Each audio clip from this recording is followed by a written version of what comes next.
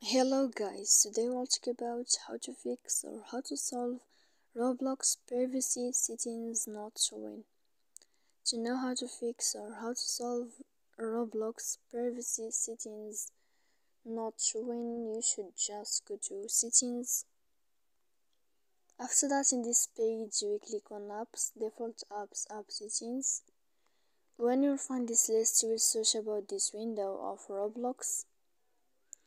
Then in this page of app info, you will click on first stop and you will click OK. Here we go to click storage.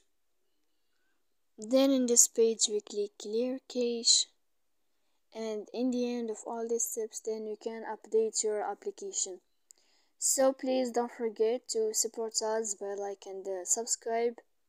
See you next time in another video, and thank you for your attention.